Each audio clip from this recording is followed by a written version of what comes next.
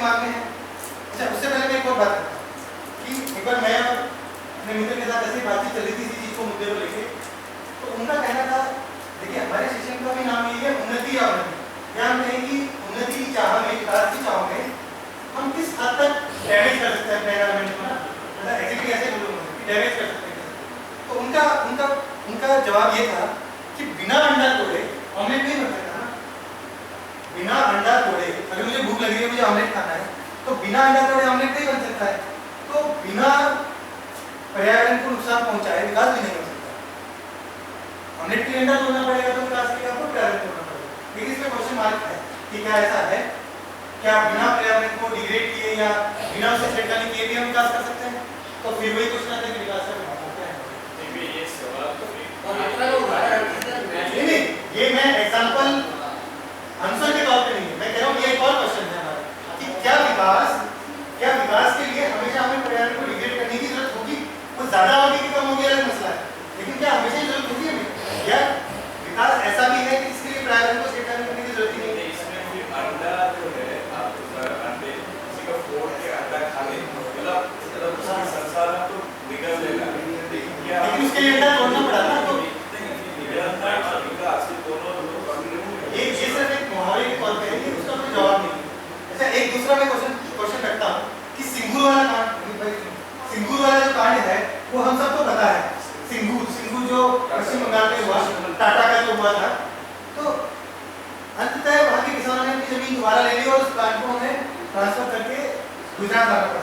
उसी के साथ एक दूसरा एग्जाम्पल पास्को का हम लोग ले, पास्को जो जापानीज कंपनी थी और उसे कोरियन कंपनी थी और उसे शायद आंध्रा का जो उड़ीसा का जो पहाड़ी क्षेत्र है वो आंध्रा बॉर्डर के साथ में टच करता है, वहाँ पे एल्यूमिनियम का था एल्यूमिनियम के लिए कुछ संसाधनों ने निकालने थे पहाड़ी से, और वहाँ के जो ट्राइबल्स हैं उन्होंने उसका विरोध किया था। अंततः सुप्रीम कोर्ट ने उसे मना किया कि वो वहाँ पर फैक्ट्री नहीं लगा सकता, वहाँ पे जो उत्खनन है वो नहीं होगा। तो इन दोनों एग्जाम्पल है, उसमें सिर्फ हाँ या ना में आपका जवाब क्या हो सकता है कि दोनों ठीक हुए जो हुआ हो या नहीं उन्हें करना चाहिए? क्योंकि अगर वो वहाँ उत्खनन करते एक बहुत बड़ी फैक्ट्री लगती, लोगों को काम मिलता, बहुत सारे लोगों को हमारा देश का आर्थिक स्थिति होता, हमें रॉयल्टी मिलती, हम आत्मनिर्भर होते एल्यूमिनियम में वगैरह वगैरह बहुत सारे होते। तो क्या हाँ और ना में आपका जवाब क्या होगा कि दोनों काम जो हुए वो सही थे या जो हुआ?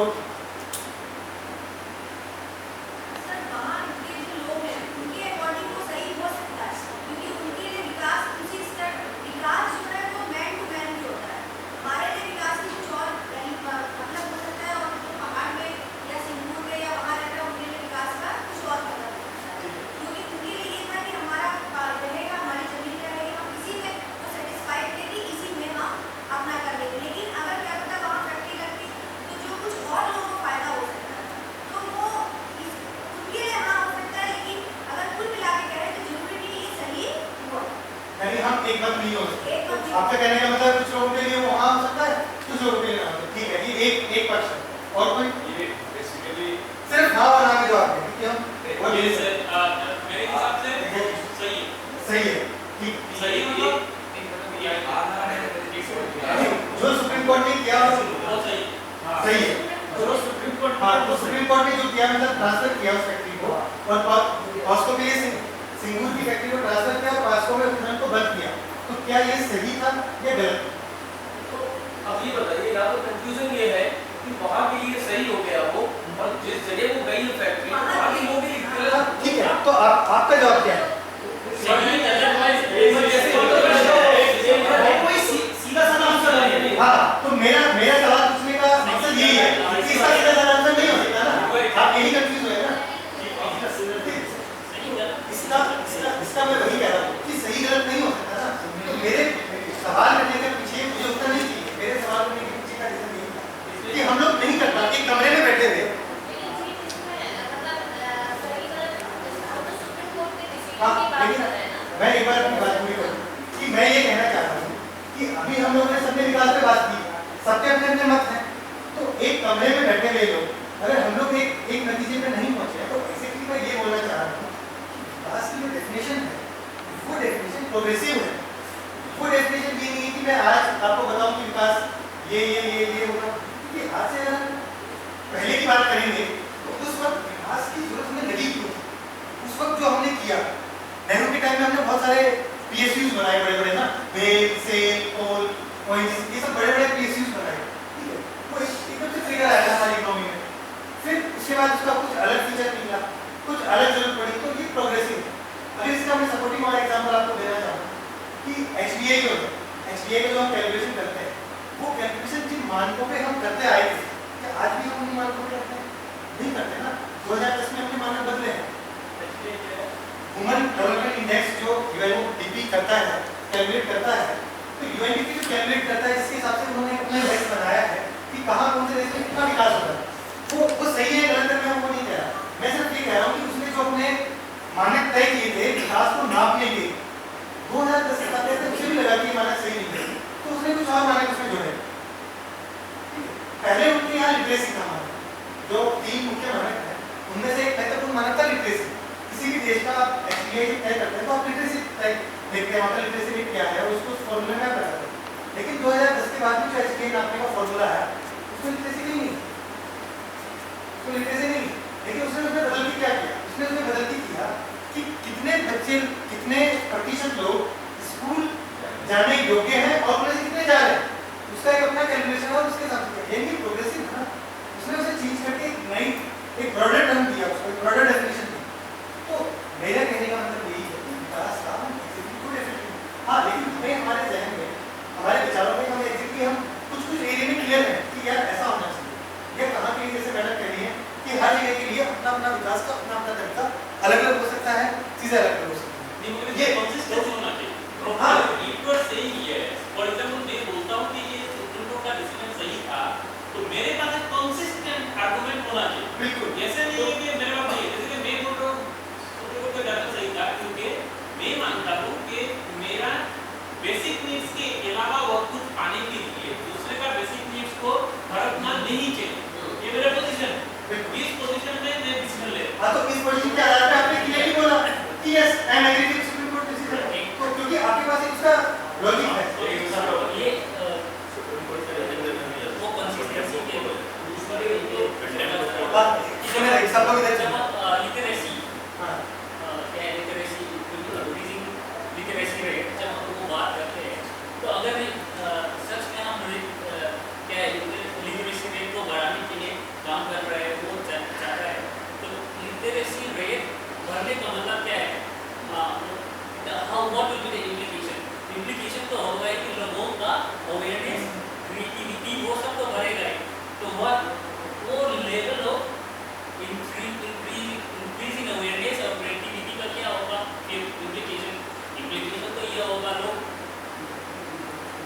Coming up with different modes, different creation, different innovation, different development concept, बहुत ऐसे नया चीज ले आएगा, वो रिप्रोडक्शन भी है। तो if we are saying कि literacy rate बढ़ाना है, and if we are again saying this is not development, तो इसमें some new calculation problem है ना, इसमें calculation problem है, contradiction लाना। If you go ये मैं सिर्फ अपनी बात बता देता हूँ कि यहाँ अपने अपने विचार रख रहे हैं, कोई किसी के विचार कर सकता है कि ऐसा मत हो। हाँ, कोई नहीं बात नहीं, इसको मैं थोड़ा सा मॉडिफाई करना है कि हम लोग एक डेमोक्रेटिक कंट्री में रहते हैं, तो एक डेमोक्रेसी का तो यही बुनियाद है कि मेजॉरिटी क्या कहता है। तो वहाँ पे सिंगुर में वो करने वाला था जो इंडस्ट्री, वहाँ पे 2000 एकड़ का प्रोजेक्ट, जहाँ पे 1600 एकड़ में लोग मतलब अपनी इच्छा से दिए थे, क्योंकि गवर्नमेंट ने जो कीमत वहाँ पे दिए थे वो मार्केट रेट से 4 गुना, और ये भी एस्योरेंस लेकिन सुदीप हम उस पर डिटेल से बात नहीं कर रहे हैं। तो हमने सौरभ ने जो कहा था उसकी तो थोड़ा सा मॉडिफाई करना है। सौरभ ने कहा कि वो तो आप पॉइंट बताइए। पॉइंट नहीं बता रहा हूँ कि और उसके साथ ही बहुत सारा टाइगेस था, तो बात था वो केवल जो 400 एकड़ था जो लोग देने के लिए तैयार नहीं थे। तो अभी क्या हुआ है कि हमारे जो लैंड एक्विजिशन बिल के या अभी तक जो है वो कुछ इस तरह से बना हुआ है कि सरकार अगर एक बार किसी का जमीन ले लेता है तो वो दोबारा लौटाने का कोई प्रोविजन नहीं है। तो अभी जीत भाई ने जो बात कही उसमें मैं कहना चाह रहा था कि आपने हुआ तो बिल्कुल सही कही कि सुप्रीम कोर्ट की आदेश के अनुसार वो कारखाना वो जो इंडस्ट्री वो शिफ्ट हो गया, कोई दिक्कत नहीं है उसमें, लेकिन वो किसानों को किसी किसानों को जमीन नहीं मिला वापस नहीं मिलेगी। जो ये अपना जो 1600 एकड़ वाला जो किसान था उसको भी नहीं मिला, जो 400 एकड़ वाला है उसको भी नहीं मिला। तो एज ए रिजल्ट वहाँ पे ना ही वो इंडस्ट्री बन पाया है, ना ही वहाँ पे वो ये उसी का एक तरह का implication है हो पा रहा है। कि वो हमारी पॉलिसी में या policy making as a result of में दैट 150 से ऊपर किसान क्या हुआ, आत्महत्या कर चुके हैं। तो वहाँ पे कुछ भी नहीं हुआ, अभी तक मतलब सब कुछ बंद है और कभी होगा भी नहीं हुआ।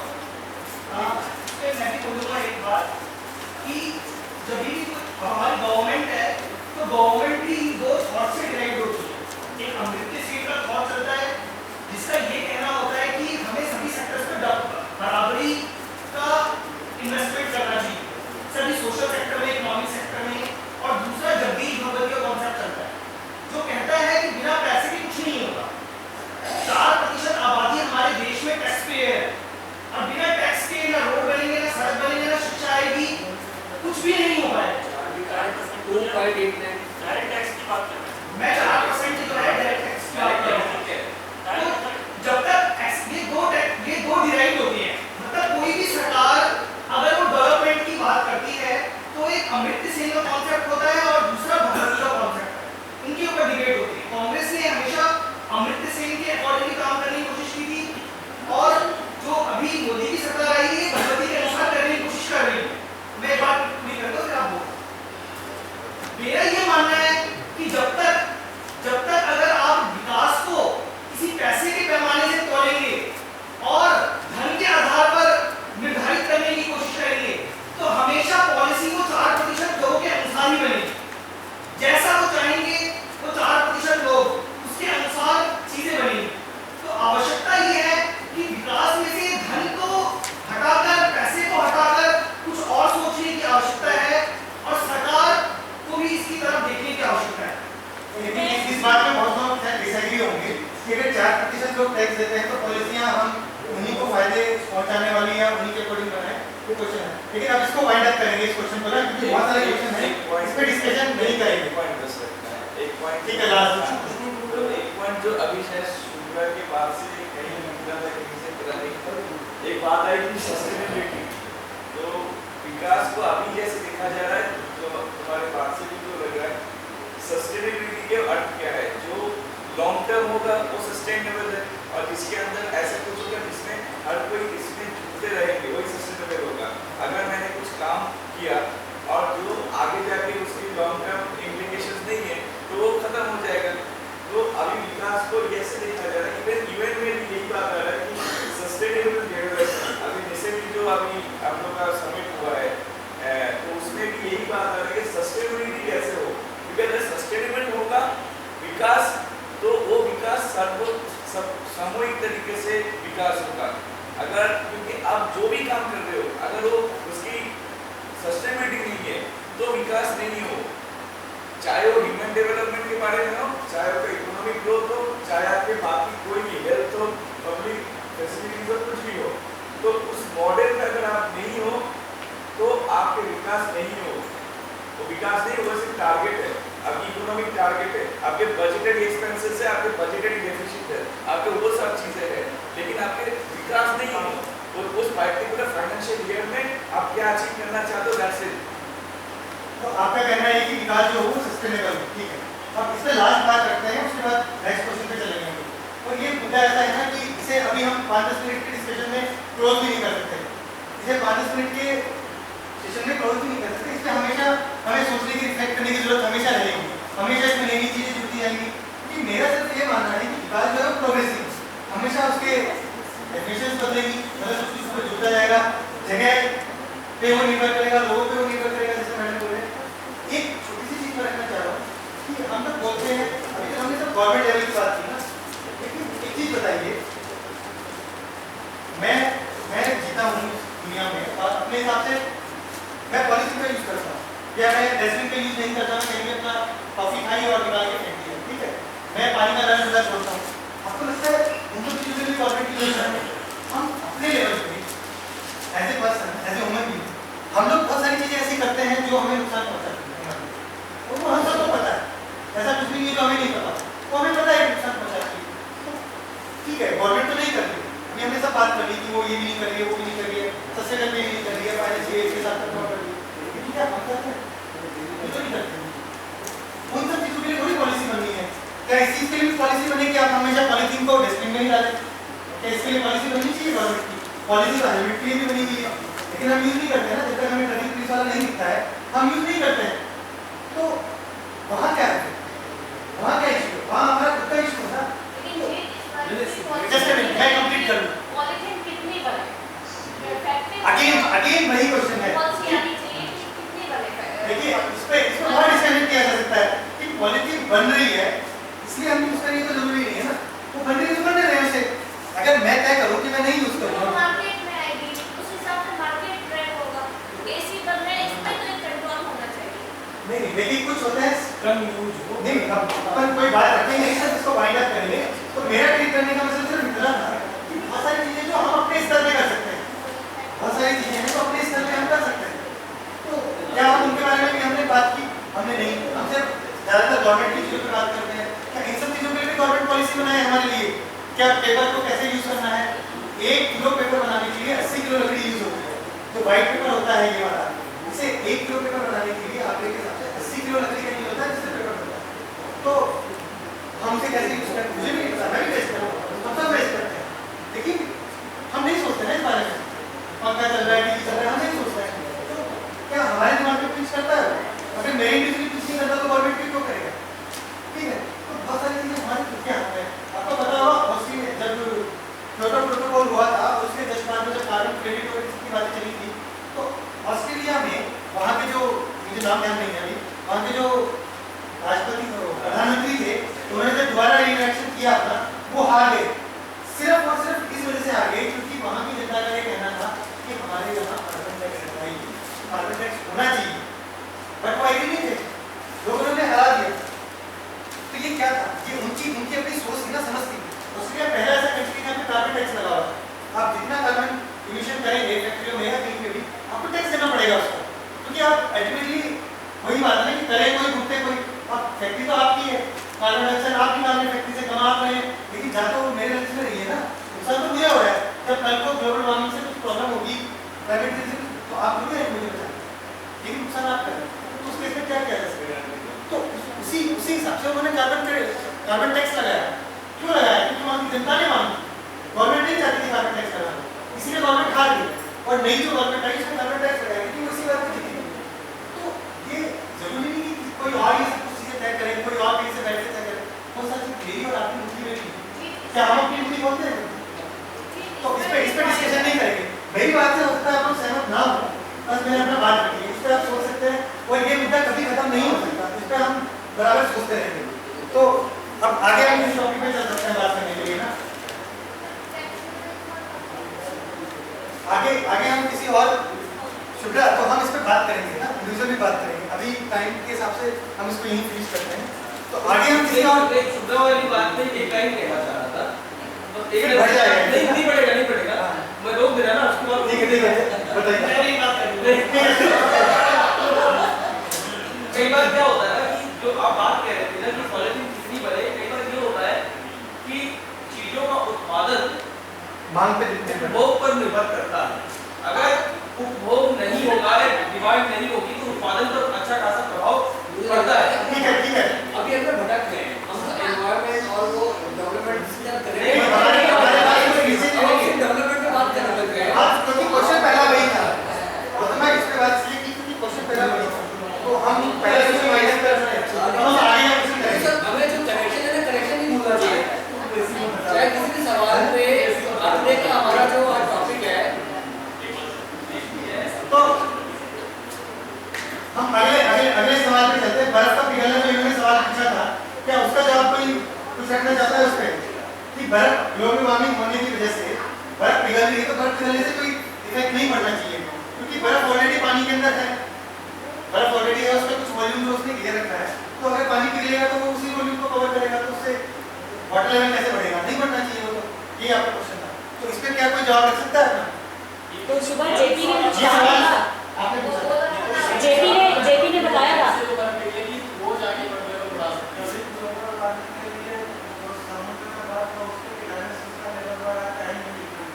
ठीक है, हाँ तो ये एक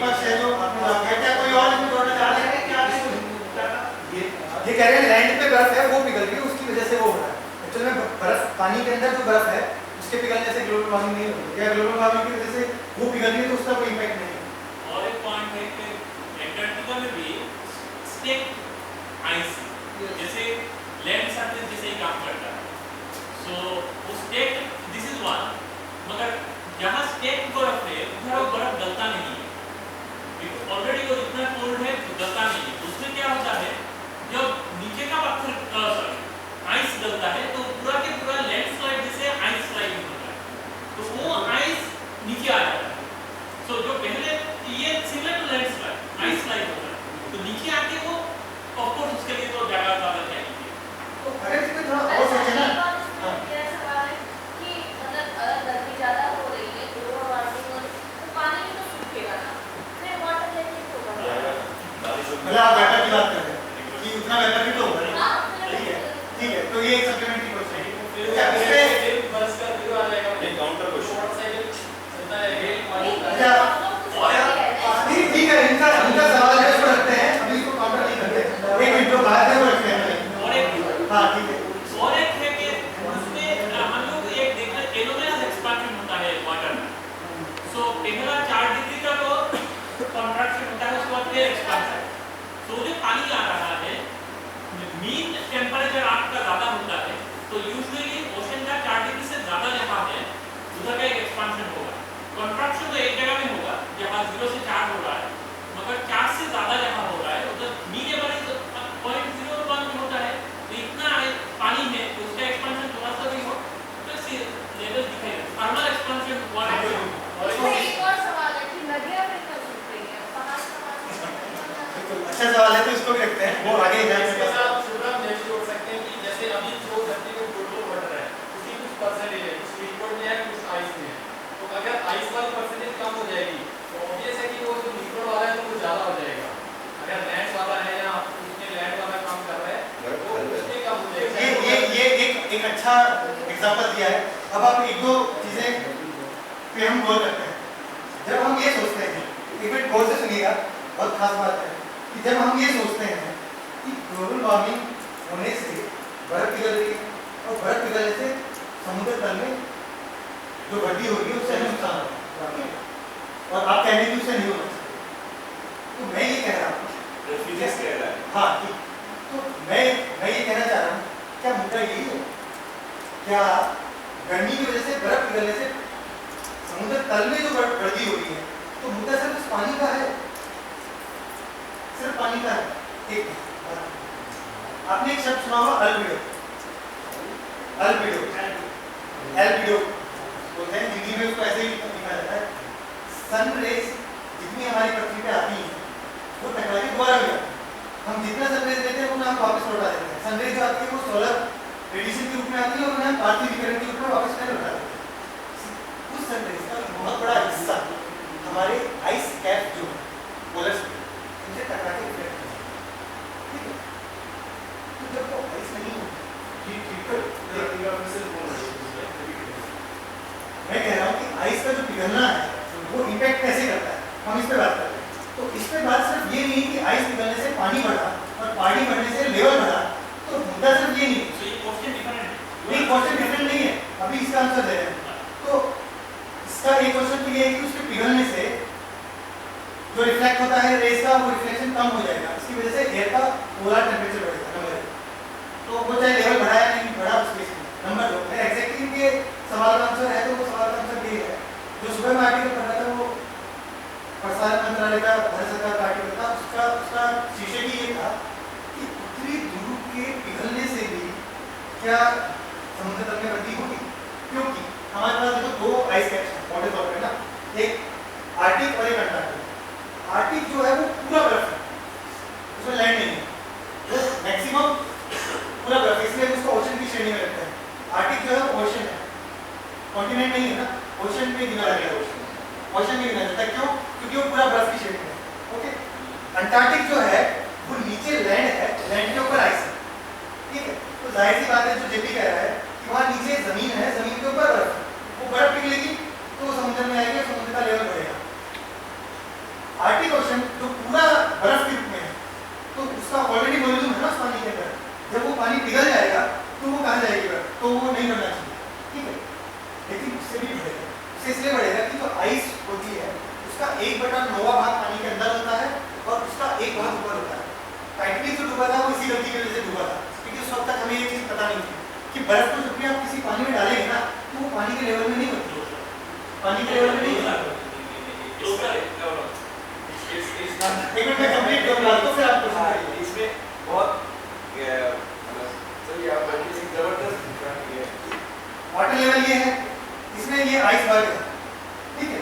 तो आइसबर्ग पानी के बाहर निकला होगा ना, उसका 1/9 भाग अंदर होगा और एक भाग उसका ऊपर होगा, ठीक है। तो एक्चुअल में हमें जितना आइसबर्ग दिख रहा है वो वास्तव में उसका 10 गुना है, ठीक है। अब मान लीजिए वो पिघल गया पूरा, तो फिर भी क्या वो बाहर रहेगा? नहीं रहेगा ना, वो तो लेवल में आ जाएगा पूरा, तो उससे क्या सिर्फ वाटर लेवल में फर्क नहीं पड़ेगा। ये तो ग्लास के पानी के साथ भी होता है, अगर मान लो बर्फ भी रखते हो कभी जब आप रखते हो उसमें भी तो यहाँ पे पानी का जो बॉडी है वो और आइस का जो बॉडी है उसमें जमीन आसमान का अंतर है। नंबर दूसरी लॉजिक एक और बात है कि हमारी पृथ्वी जब बनी थी और यहाँ जीवन जब प्रारंभ हुआ था उससे पहले यहाँ के एटमॉस्फेयर में बहुत कार्बन था, क्योंकि ये बहुत सालों तक गर्म रही, बहुत कार्बन था और जिस कार्बन की वो हम उस डॉक्यूमेंट्री में और डिटेल से देखेंगे तो वो जो कार्बन था वो इतना गैसेज में जो कार्बन था कि हमारे जीवन कभी संभव नहीं हो पाता, वो कार्बन कहाँ गया? तो उनका कहना है कि वो कार्बन आज भी हमारे अर्थ पे ही है, लेकिन वो उस बड़े बड़े जो आइस कैप्स जो बने हैं ये उनके अंदर वो समाहित हो गया है। उन्होंने एक बहुत बड़ा काम कर दिया है मीथेन गैस का, कि इतना टन मीथेन हमारे उस आइसबर्ग में अंदर पैक्ड है। अगर आपने डे आफ्टर टुमारो मूवी देखी होगी तो उसमें वो सैंपल निकालते हैं अंदर से, वो एक्चुअल में सैंपल क्या होता है वो वही जांचने के लिए होता है। तो ये जो हमारा आइस का पूरा भंडार है ये सिर्फ बर्फ नहीं है, ये सिर्फ पानी नहीं है, उसके अंदर बहुत सारी गैसें हैं जो स्टोर हो गई है, जो हमसे भी पहले हमारे जीवन जब से प्रारंभ हुआ उससे भी पहले की थी, तो वो सब वहाँ आइस में, क्योंकि उसके बाद आइस से चला पाता था तो वो सब वहाँ स्टोर हो गई है।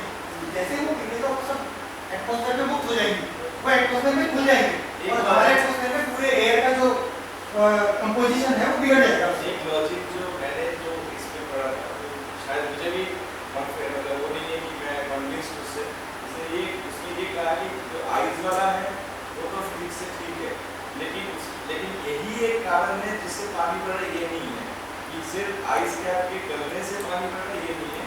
होता क्या है कि आपके जो एटमॉस्फेयर में जो आपके जो टोटल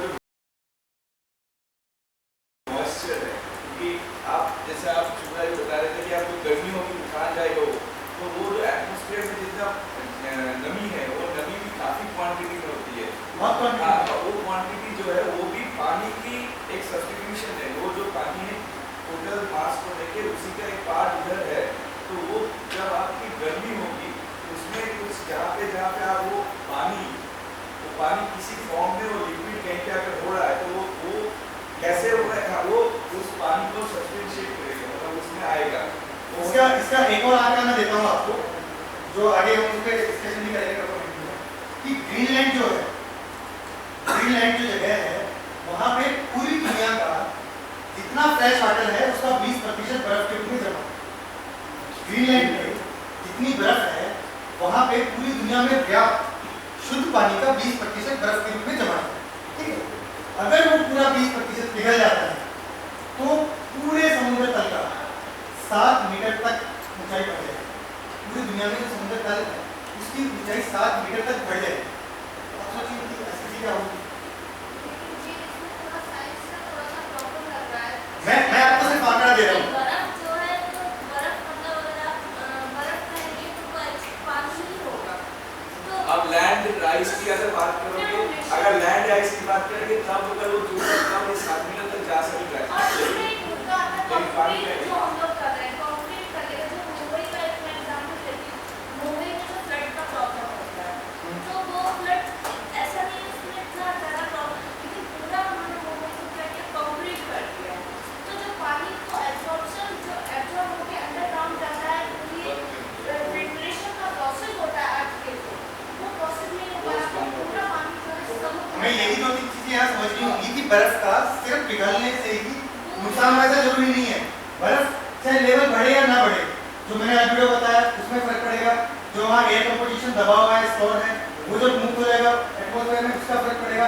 तीसरा जो हरपाल ने बताया कि पूरा जो टोटल वाटर है हमारे पूरे ब्रह्मांड में, उसका कुछ पार्ट ठोस है, सॉलिड है, आइस के रूप में है, कुछ पार्ट गैस के रूप में है जो आप ही कह रहे हैं, एटमॉस्फेयर में नमी के रूप में, कुछ पार्ट है जो लिक्विड के रूप में है। जब इनका कंपोजिशन बदल जाएगा कि सॉलिड वाला कम हो गया, लिक्विड वाला ज़्यादा हो गया, गैस वाला ज़्यादा हो गया, वो कम हो गया, जाहिर सी बात है कि पूरा सर्कल चेंज हो जाएगा। तो इसी से हम देख रहे हैं कि जो अभी काफ़ी बारिश हुई पहाड़ी क्षेत्रों में भी हमारे पास लैंडस्लाइड हुए, तो उनका रीजन क्या? वो बेमौसम बारिश थी। अगर आज रुद्रपुर में बारिश हो तो क्या स्थिति होगी? आपको नहीं लगता कि लाखों का नुकसान हो जाएगा? जब हम यहाँ से दस्तूर तक जाते हैं, इधर कटिंगा तक जाते हैं, वो तो कितने खेत हैं, उनमें गेहूँ पका हुआ खड़ा है, निकालने की जरूरत है। अगर बारिश हो जाती है तो पूरा गेहूँ बर्बाद हो जाएगा। तो ये बेमौसम बारिश क्या है? ये शायद कुछ सर्कल के टूटने का या उसी का फर्क है ना। तो पहला मुद्दा तो हमें ये समझना होगा कि आइस का सिर्फ डेट होने से सी लेवल बढ़ना ही मुद्दा नहीं है, उसके साथ साथ बहुत सारे इशू हैं। और इसको हम सी लेवल बढ़ना, ये सारे चीजों पे जो टोटल वॉल्यूम ऑफ वाटर है, जहाँ पे एक तो लैंड के ऊपर जो पानी में और जो अंडरग्राउंड, ये टोटल जो वाटर वॉल्यूम है, ये टोटल वाटर वॉल्यूम की जो परसेंटेज में है, ये चेंज होता है। ये चेंज से 7 फीट या 8 फीट जो भी आप होते हैं तब वो इफेक्ट डाल सकता है। ठीक है, उसको भी पूरा कर दीजिए जो आप बता रहे थे कि वो रिफ्लेक्ट होती है सर्विस। अब उसमें मैं बता दूंगा उसके हम लोग अभी तक तो सिर्फ सी लेवल की बात कर रहे हैं। दूसरा हमारी लाइफ का सबसे इम्पोर्टेंट हमारी लैंड है, धरती है, उसमें बहुत सारी पॉपुलेशन है जो समुद्री खाने पर डिपेंड करती है, मछली खाना और मांस डिपेंड करती है। तो क्या होता है कि जो हमारे यहाँ आइसलैंड है उसके नीचे बहुत सारी एक्वेटिक लाइफ है, बहुत ज़्यादा एक्वेटिक लाइफ है। तो जो बर्फ है वो डूबती नहीं है, तो ये बहुत बड़ा रीजन है कि वो डूबती नहीं है, ताकि इसके नीचे एक्वेटिक लाइफ अपनी चलती रहती है। उसके नीचे छोटे छोटे फाइटोप्लैंक्टन होते हैं, जो पौधे होते हैं समुद्र के नीचे तलते रहते हैं, फाइटोप्लैंक्टन होते हैं, उनको खाने वाले जूप्लैंक्टन होते हैं, बहुत छोटे छोटे, जिनको हम माइक्रोऑर्गेनिज्म कहते हैं, वो खाते हैं। फिर वो जूप्लैंक्टन को छोटी मछलियाँ खाते हैं, छोटी मछलियाँ खाती हैं, तो छोटी मछलियाँ बड़ी मछलियाँ खाती हैं, तो मछली को हम खाते हैं। तो क्या होता है कि अगर वो पूरी सतह ढकी हुई है, अगर वो पूरी सतह बर्फ से ढकी हुई है, तो सनलाइट साफ नहीं है, इतनी धरती वाली और गर्मी वाली आ रही है, तो वो आइस से रिफ्लेक्ट तो हो जाएंगे, पानी का टेम्परेचर बना रहेगा। और वो टेम्परेचर किसके लिए जरूरी है? फाइटोप्लैंक्टन और जो माइक्रोऑर्गेनिज्म है, जिन पर मछली डिपेंड है, जिन पर हम डिपेंड है। अगर वो टेम्परेचर मेंटेन रहेगा, क्योंकि सनलाइट अंदर नहीं पेनिट्रेट कर रही, पानी के वो वहीं से रिफ्लेक्ट होके जा रही है, इतना ज़्यादा फर्क नहीं पड़ रहा। वहाँ पर 4 डिग्री में तो ग्रो करेंगे और वो बहुत ज़्यादा सेंसिटिव होते हैं। 0.2 डिग्री सेल्सियस में अगर चेंज होता है तो वो ग्रो नहीं कर पाते, अगर वो मर जाएंगे तो मछलियों को खाना नहीं मिलेगा, मछलियाँ मर जाएंगी। और इसी कारण से तो अगर कहीं पर भी थोड़ा सा उसमें क्रैक आ गया, बर्फ साइड से हट गई, तो अब लाइट पेनिट्रेट कर सकती है, और लाइट थोड़ी सी भी पानी के अंदर गई तो पानी का वो टेम्परेचर बढ़ेगा उसका, और जैसे ही पानी का टेम्परेचर बढ़ा, नीचे की एक्वेटिक लाइफ पूरी डिस्टर्ब हो जाएगी। ये भी बहुत बड़ा एक मुद्दा है कि इसके बिगड़ने के कारण जो पानी का सरफेस अब पूरा पहले बर्फ थी, अब बर्फ नहीं रह रही, तो उसके बढ़ने से एक्वेटिक लाइफ बहुत ज़्यादा डिस्टर्ब हो जाएगी। और यही चीज जब प्रवाल होता है, प्रवाल कोरल भी कोरल में भी उनकी वो भी तो माइक्रोस्कोपिक है, क्योंकि वो भी बनाते हैं। अभी तो खतरा उनमें है क्योंकि वहाँ पे बहुत खतरा है। जो ग्रेट बैरियर रीफ है ऑस्ट्रेलिया की, दुनिया में सबसे बड़ी कोरल है, उसका ब्लीचिंग शुरू हो गया है, बहुत सारा उसमें ब्लीच होना शुरू हो गया। तो कुल मिला के जो हरपाल भी कह रहे हैं ना, क्योंकि पूरा एक सर्कल है, अगर आप सर्कल के कंपोजिशन में कुछ चेंजेस लाएंगे एनवायरनमेंट में, तो एक जगह से टूटेगा तो अल्टीमेटली मानव पे इसका इफेक्ट पड़ना ही है। तो इस तरह से हमारे बर्फ पिघलने से न केवल समुद्र तल का ही बढ़ना इशू है, बहुत सारे और भी मुद्दे उसमें इशू है। अगला हम अगर किरीबाती का देखें, जो इसी से जुड़ा हुआ है कि किरीबाती देश जो छोटा सा देश है, उसने अपने लिए जमीन मांगी है क्योंकि वो देश खत्म हो रहा है। इसी तरह अगर ये सब कंटिन्यू चला तो इस तरह के जो द्वीपीय देश हैं सारे, वो सब खत्म होने लगेंगे धीरे धीरे। तो सीधा इम्पैक्ट हमें उसके बढ़ने से भी हो ही रहा है, समुद्र तल जिस तरह से बढ़ेगा और जिस तरह से बढ़ा। आगे हम किस क्वेश्चन पे और बात करें? कोई और किसी भी क्वेश्चन पे जवाब देना चाहता है? उत्पत्ति और विलुप्तता, मानव जनित और प्राकृतिक, जो आप कह रहे हैं, तो इसका जवाब सिर्फ ये इतना ही होता है कि ठीक है, ये नेचुरल प्रोसेस है। इवन धरती भी बहुत बार होती है, जिसको हम एक कॉन्सेप्ट होता है मिलान चक्र। इस चक्र का मतलब ये होता है कि अर्थ जो होता है ना, अर्थ एक पर्टिकुलर टाइम के बाद में सब कुछ तबाह हो जाएगा, उसी एक चक्कर में डायनासोर चलेंगे, तो अर्थ पे एक चक्कर आएगा और पूरी सृष्टि विनाश हो जाएगी और सब कुछ तहस ऐसे ही जाएगा, पूरी पृथ्वी जम जाएगी, बहुत सालों तक ऐसे चलेगा, फिर वो गर्म होगी, फिर बारिश होगी, और फिर उसमें जीवन शुरू होगा, जीवन की नहीं तो मेरे को problem I think her time में लाइफ फेयर फॉर्म नहीं होता नहीं मतलब कुछ भी फॉर्म होगा, वी डोंट नो ना। नहीं जैसे कि ये आर्ट ह्यूमन जो है, ह्यूमन ने आइसिस को एक्सपीरियंस किया, आइसिस हुआ था इसीलिए ह्यूमन एक कॉन्टिनेंट से दूसरे कॉन्टिनेंट में गया था, क्योंकि आइसिस हो गया, क्योंकि ह्यूमन का पहला स्पीसीज जो था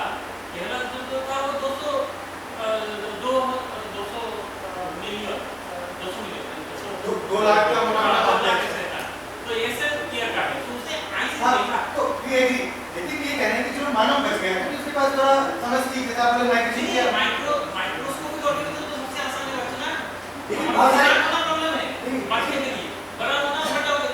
क्वेश्चन ये नहीं है कि कौन बचा कौन मरा, क्वेश्चन ये है कि बहुत सारे विलुप्त तो हुए होंगे ना, वो जो भी हुए लेकिन बहुत सारे विलुप्त हुए, और then उसके बाद जब लाइफ फिर से रीस्टार्ट हुई तो बहुत सारी नई स्पीशीज आई। एक डाटा कहता है कि हम जितनी स्पीशीज को दुनिया में जानते हैं, चाहे वो प्लांट्स की हो चाहे वो छोटे छोटे माइक्रोऑर्गेनिज्म की हो, हम सिर्फ टोटल में से 20% को ये तक जान पाए, यानी 80% स्पीशीज चाहे वो जीव हो या जंतु हो। हाँ तो मतलब हमारा मतलब यहाँ मेरे हिसाब से नहीं है, इसका मतलब पूरे साइंटिस्ट और पूरे जगत में जितने लोगों ने पता किया है तो हम सिर्फ 20% को भी जान पाए हैं। साइकिल के बाद के ऊपर मिलानो चक्कर, तो इसका मेरे पास एक आर्टिकल है, आप देखना चाहें तो मिलानो चक्कर ये कहता है कि अर्थ पे आइस जाएगा, देन फिर गर्म होगी, फिर नॉर्मल वो मतलब उस पर लाइफ शुरू होगी और चलेगी। अब कौन बच गया कौन मर गया वो अलग बात है, लेकिन जाहिर सी बात है कि बहुत सारे प्रजातियां विलुप्त होती हैं उसमें से और बस कुछ ही बस्ती होंगी, फिर वो चक्कर चलता है, लेकिन ये नेचुरल है, ठीक है, ये नेचुरल था और इस तरह से चलता रहा। अब आपका क्वेश्चन है कि मान फिर इसमें इतना शोर क्यों हो रहा है, इस बात में आप बहस क्यों कर रहे हैं, तो जो ब्लैक टर्न का आपने एग्जांपल लिया था इसका, तो क्वेश्चन यहाँ पे ये है कि इस बार जो मिलानो चक्कर है उसकी वजह से विलुप्त नहीं हो गई, इस बार हम उनको विलुप्त कर रहे हैं क्योंकि हम जो नेचुरल साइकिल है लाइफ का, जो नेचुरल साइकिल है अर्थ के, उससे छेड़छाड़ कर रहे हैं, उसमें फेरबदल कर रहे हैं कि अगर आप देखोगे कि जो समिट हुई है अभी लेटेस्ट, उस समिट में हमने कुछ नॉर्म्स डिसाइड किए हैं कि हर 10 लाख में एक प्रजाति एक साल में विलुप्त होती तो चलेगा। हमने जो नॉर्म्स वो अभी मैं आपको जो सर्कुलेट करूँगा एक आर्टिकल, उस आर्टिकल में है ये, वो गवर्नमेंट ऑफ इंडिया का आर्टिकल है, तो उन्होंने कुछ नॉर्म्स बनाए हैं अपने, तो उस नॉर्म्स का मुझे ये विलुप्त वाला याद आ रहा है, तो उसमें ये नॉर्म है कि पूरे इंटरनेशनल लेवल पे बनाया गया है कि हर 10 लाख प्रजातियों में एक प्रजाति प्रति वर्ष विलुप्त होती है तो ठीक है, मतलब कोई इशू नहीं है, मतलब उतना हम झेल सकते हैं, लेकिन अगर उससे ज़्यादा प्रजातियाँ हों और उसमें मुझे याद नहीं आ रहा 10,000 है या ऐसा कुछ है, उतनी हो रही, तो आप सोच सकते हैं कितना डिफरेंस है। तो हमने कुछ हमारा कितना हम सहन कर सकते हैं ना, हमारी लाइफ कितना सहन कर सकती है, उसके कुछ डाटा हमने उसमें रखे हैं, वो पूरे 9 तरह के डाटा है उसमें अलग कि अगर इतना तक होगा तो चलेगा, इतना जैसे लैंड यूज का है तो 15% तक का लैंड यूज होना ही चाहिए एग्रीकल्चर में, पूरे अर्थ का 15% लैंड एग्रीकल्चर में यूज होना चाहिए, अगर उससे कम यूज हो रहा है तो दिक्कत है, और हमारे यहाँ वर्तमान में 13% हो रहा है उस आंकड़े के साथ। तो ऐसे से कुछ उन्होंने रखे हैं, 9 आंकड़े रखे हैं कि इतना चलेगा तो ठीक है, वो हमारी सहन शक्ति है, हमें कोई दिक्कत नहीं होगी, लेकिन अगर हम उसको पार कर जाएंगे, उसको क्रॉस करेंगे तो दिक्कत होगी। तो मुझे लगता है ये इसका अभी तक का जवाब हो सकता है जो मेरे दिमाग में।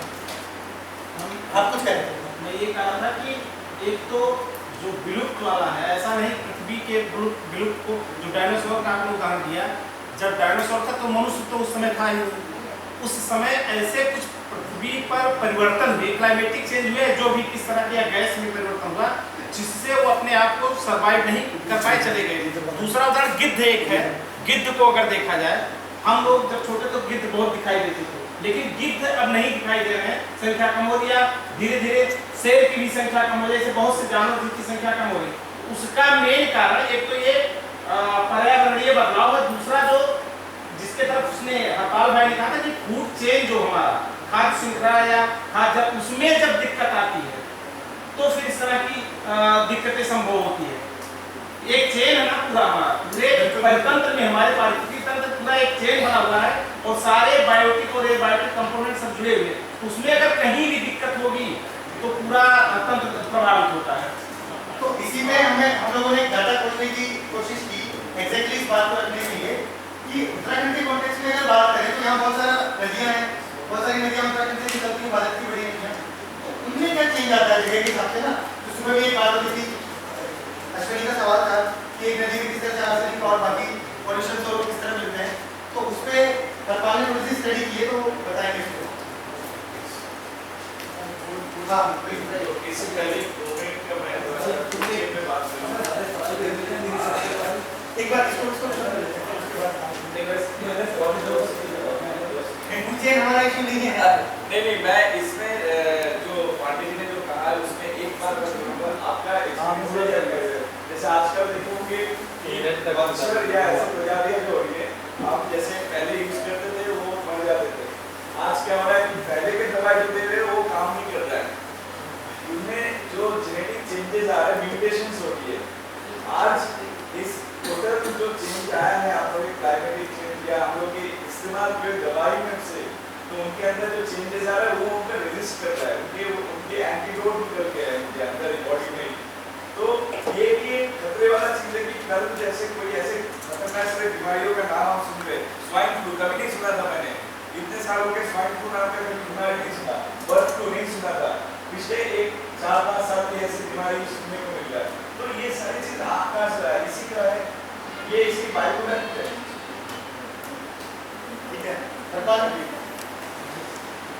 तो ये जो हमें जो पूरा दिख रहा है टेबल, इसमें एक रिवर का उन्होंने सैंपल लिए हुए हैं और उसका बताया गया है, कुछ मेजरमेंट किया है। एक तो टेम्परेचर गंगोत्री है, यहाँ से गंगा नदी ओरिजिन है, वहाँ उसका टेम्परेचर क्या है, वाटर का पीएच क्या है, डीओ है डिजॉल्व ऑक्सीजन, डिजॉल्व ऑक्सीजन क्या है, पर 1 लीटर में कितने मिलीग्राम डिजॉल्व ऑक्सीजन है, और फिर है BOD biochemical oxygen demand, biological oxygen biological oxygen, हाँ बायोलॉजिकल भी कह सकते हैं, बायोकेमिकल, बायो लग गया मतलब उसमें बायोलॉजिकल में जो केमिकल उसको ऑक्सीडेशन रिडक्शन करने के लिए जितनी जरूरत है oxygen.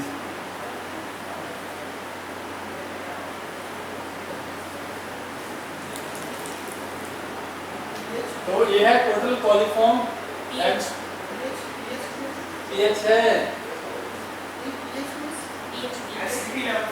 PH percentage of hydrogen या हाइड्रोजन पोटेंशियल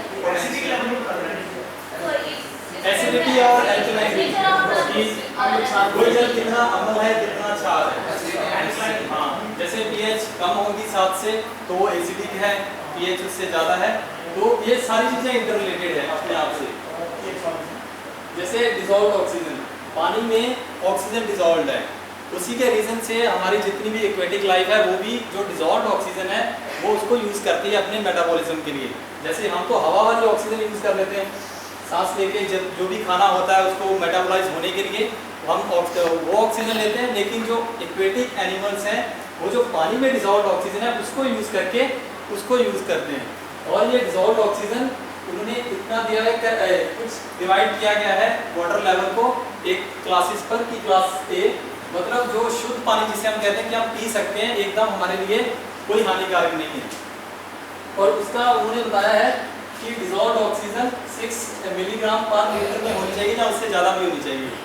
और ये है बायोलॉजिकल ऑक्सीजन डिमांड। पहले हम एक एक की बात कर लेते हैं, ये है क्या क्या है, तो फिर हमें बाकी टेबल भी उसी बाकियों में भी, जैसे ये लक्ष्मण झूला वहाँ पर जो गंगा का जो है जो वहाँ से सैंपल लिए गए उसमें देखा गया, तो उससे हमें पता लग जाएगा कि वैसे सेम ही रहेगी, ये पैरामीटर्स हमारे सेम ही हैं, तो क्या चेंजेस है, लेकिन हम इन पे पहले थोड़ा देख लेते हैं क्या है ये।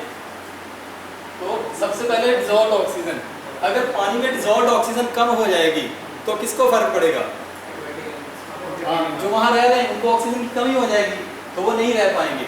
एक्वेटिक मतलब पानी में कुछ दिक्कत आ गई है, जो नॉर्मल था उसका जो नॉर्मल सब कुछ था कंपोजिशन थी उसमें कुछ चेंजेस आई हैं। और फिर इसको मेजर करने के लिए हमारे पास कुछ प्रोब्स होती हैं, एक होता है मीटर होता है, जैसे पीएच करने के लिए पीएच मीटर होता है, ऐसे डीओ चेक करने के लिए एक हमारे पास प्रोब होती है, उसको देखकर चेक करते हैं। तो उसी के साथ रिलेटेड है बायोकेमिकल ऑक्सीजन डिमांड। और इसको समझाने के लिए कि ये क्या है, इसको जैसे वाटर सैंपल मैंने ले लिया, उसमें पानी में कुछ माइक्रो ऑर्गेनिज्म नहीं है। उसको मैंने 5 दिन के लिए, इस बोतल में मैंने सैंपल ले लिया और मैंने भर के इसको 5 दिन के लिए 20 डिग्री सेल्सियस पर यानी नॉर्मल टेम्परेचर के रख दिया।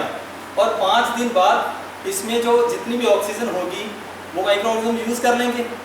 मतलब पहले अगर मान लो 10 मिलीग्राम पर ml ऑक्सीजन थी उसमें डिजॉल्व, 5 दिन बाद जब वो 20 डिग्री पर वो जो माइक्रोब्स हैं या उसमें यूज़ करने वाले हैं वो जब यूज़ कर लेंगे उसको, तो ऑब्वियस उसमें कम होगी। मान लो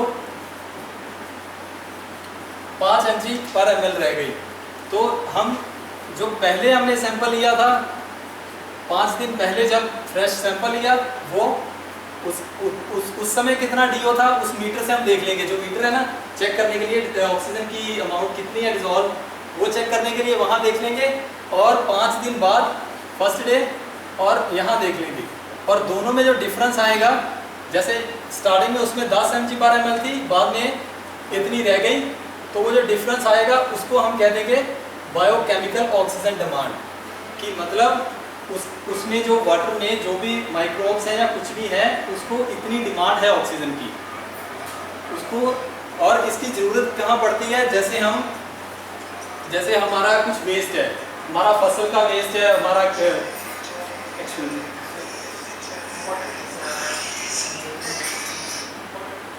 ऑक्सीजन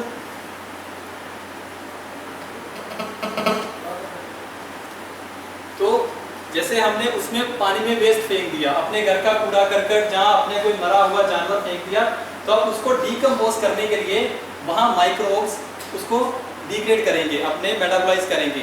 तो उनको जब वो खाएंगे उसको अपने बॉडी के मेटाबॉलिज्म के लिए एक सेल को, माइक्रोब को, उसको ऑक्सीजन चाहिए।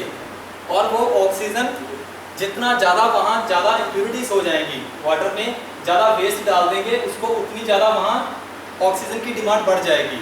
तो मतलब अगर यहाँ पर 0 है, मतलब यहाँ ऑक्सीजन की डिमांड नहीं है, यहाँ पर हम कह सकते हैं कि पानी पीने लायक है।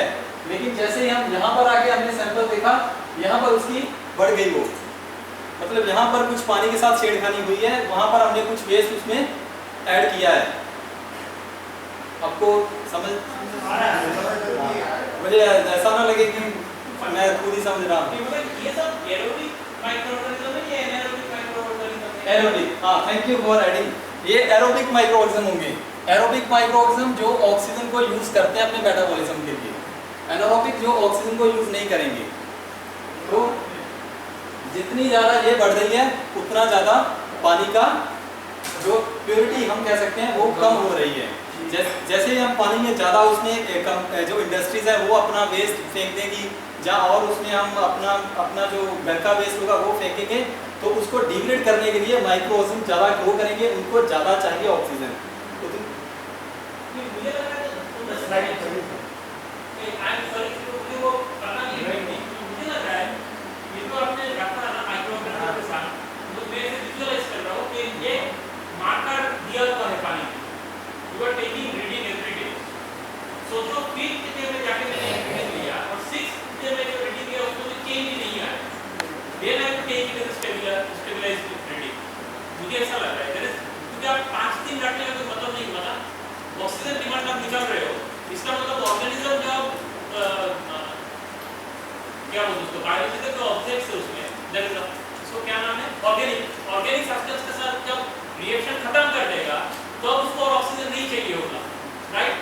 सिर्फ माइक्रो ऑर्गेनिज्म का लिविंग के लिए चाहिए, बाकी और डिग्रेडेशन के लिए तो ऑक्सीजन नहीं चाहिए। तो जो पहले उसे डिग्रेडेशन के लिए उसने ऑक्सीजन यूज की, हमने इसका एक्सटर्नल सोर्स पूरा बंद कर दिया, जितनी वाटर में थी उतनी रहने दी, जितनी अवेलेबल है उसी में तो यूज कर लिया, वो प्रोड्यूस नहीं करेगा उसमें। अगर सेकंड डे में ऑक्सीजन कम हुआ, थर्ड डे में और कम हुआ, चौथा दिन का ऑर्गेनिक सब्सटेंस सब सिंपल कंपाउंड हो गया, तो आगे वो करेगा नहीं, तो 5th डे में 6th डे में सेम रीडिंग आएगा ना, जब ऑक्सीजन खत्म हो जाएगी तो ये नीचे हो जाएगी। मैं ऐसे बोल रहा हूँ। हाँ, तो उसमें हम अलग-अलग डाटा ले सकते हैं कि दूसरे दिन भी, तीसरे दिन भी, चौथे दिन भी। तो ये मोस्टली एक कन्वेंशन बनी है जो हमारे साइंटिस्ट देखते हैं एनवायरनमेंट का इफेक्ट, तो उन्होंने एक स्टैंडर्ड बना के रखा है 20 डिग्री पर 5 दिन के लिए। तो हो सकता है उन्होंने एक स्टैंडर्ड बनाया और पूरा करके ये वेरिएबल्स चेक करके। मुझे इसलिए पता नहीं, देखते मैं सोच रहा था कि और ये है हमारा जो टोटल कॉलीफॉर्म, ये कॉलीफॉर्म है MPN most probable number in 100 ml, मतलब 100 ml। इसमें थोड़ा कंफ्यूजन, अगर इस पे अपन बात करें सिंपली समझने के लिए, भाई टेक्निकल चीजें हमें समझ में आई या नहीं भी आई, लेकिन सिंपली अगर ये बात करें तो हम देख सकते हैं कि भागीरथी जो है वो गंगोत्री से निकलती है, ठीक है, एग्जैक्टली वहीं से ग्लेशियर से निकल रही है वो, तो वहाँ उसके डाटा ये है एग्जैक्टली, ये डाटा उसका 0 आ रहा है। अब हमने नदियों का कुछ क्राइटेरिया बना रखा है, क्लास ए नदी, क्लास बी नदी, क्लास सी नदी, क्लास डी नदी, तो उनका है ए का मतलब क्या है, ए का मतलब वो नदी जिसका पानी मैं पी सकता हूँ, मतलब बिना किसी उसके बस पानी लिया और पी सकते हैं, वो क्लास ए में है। क्लास बी कौन सी है, जिनके पानी से हम नहा सकते हैं, नहाने जितना है, ऐसे से कुछ करके उनके क्राइटेरिया है ए बी सी, और ये डिपेंड करता है उस वाटर की क्वालिटी पे कि पानी कैसा है। तो रिवर का एक जगह ए, एक जगह बी, एक जगह सी नहीं हो सकता है, जैसे गंगा का। हाँ वो वही तो लिया है हमने, वही लिया है, नदी का ये, नदी का इस जगह ए, इस जगह बी, इस जगह सी, ऐसा नहीं है पूरा नदी है। नहीं वो सिर्फ ए नहीं, जस्ट है कि किसी नदी का पानी ए तब कहलाएगा जब ये चीजें पूरी करेगा, बी तब कहलाएगा जब ये चीजें पूरी करेगा। अब वो एक ही नदी का है या अलग नदी का, वो इशू नहीं है, वो पानी का। हाँ वो पानी उस जगह पे पानी है, तो पानी पीने के लिए मतलब पानी पीने लायक हो उसके लिए उसका कॉलीफॉर्म एमपीए जो है वो 50 या 50 से कम होना चाहिए कि मैं उसका पानी पी सकूं, उसके लिए उसका ये वाला डिग्री इतना होना चाहिए। तो मैं देख पा रहा हूँ कि उसका 0 है, तो इसका मतलब मैं ये समझूं कि मैं भागीरथी नदी को गंगोत्री के आसपास में उसका पानी पीने लायक है, ये मतलब हुआ इसका कि हम उसको पी सकते हैं। हाँ, इस स्टडी से हमें यही पता लगता है कि वहाँ पानी के साथ इतनी छेड़खानी नहीं हो रही, उसमें कंपनीज वेस्ट नहीं डाल रही, वहाँ के लोग हैं जो वहाँ अपना वेस्ट नहीं डाल रहे इतना नदी में। लेकिन जैसे वो पॉपुलेटेड एरिया में आ जाएगी नदी नीचे, वही सेम नदी, तो वहाँ इंडस्ट्रीज भी लगी हुई है, लोग भी ज़्यादा रह रहे हैं, अपना वेस्ट उसमें फेंक रहे हैं बिना सोचे कि नदी खराब हो रही है, तो वहाँ ये वैल्यू हमें चेंज होती हुई दिखेगी उसी सेम नदी की। ये भी गंगा का ही ना, तो ये भी दूसरी नदी गंगा का ही, लेकिन यहाँ भागीरथी आगे चल के गंगा बन जाती है। और डाटा है वो हर की बॉडी का है, वहाँ के सैंपल को इकट्ठे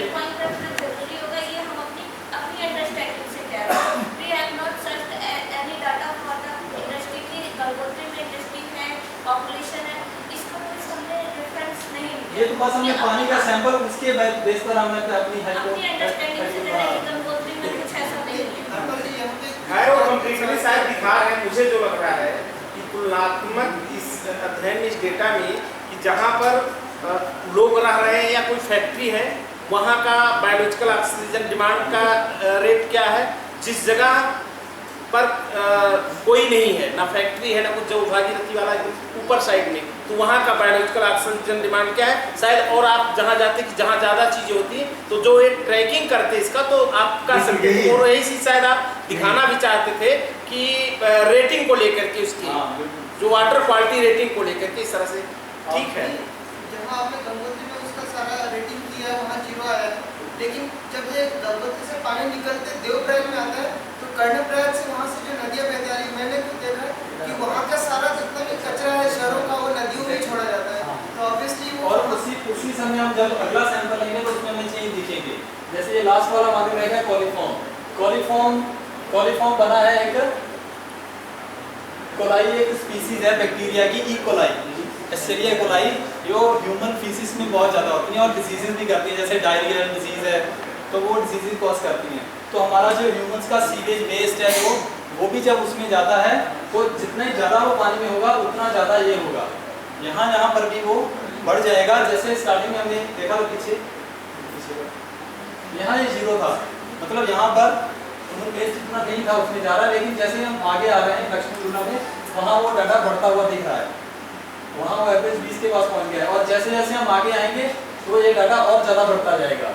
जैसे जैसे हम पॉपुलेटेड, जैसे देहरादून में तो 16 से भी ज़्यादा हो गया, कहीं सैंपल में 1600 से भी ज़्यादा हो गया, मतलब उसमें इतने ज़्यादा जो कॉलीफॉर्म है वो हमारे डिजीज कॉजिंग बैक्टीरिया हैं वो पानी में इतने ज़्यादा हो गए। अगर उस पानी को हम पी लेंगे, कोई गलती से पी लेगा तो उसको वो डिजीज हो सकती है इतनी ज़्यादा। तो हमने यहाँ इस हद तक पानी को खराब हो रही है हमारी नदियाँ। गंगोत्री और जो भी रास्ता है उसमें तो टेम्परेचर डिफरेंस होगा पानी का, टेम्परेचर डिफरेंस होगा, टेम्परेचर, हाँ, तो डिसॉल्व्ड ऑक्सीजन टेम्परेचर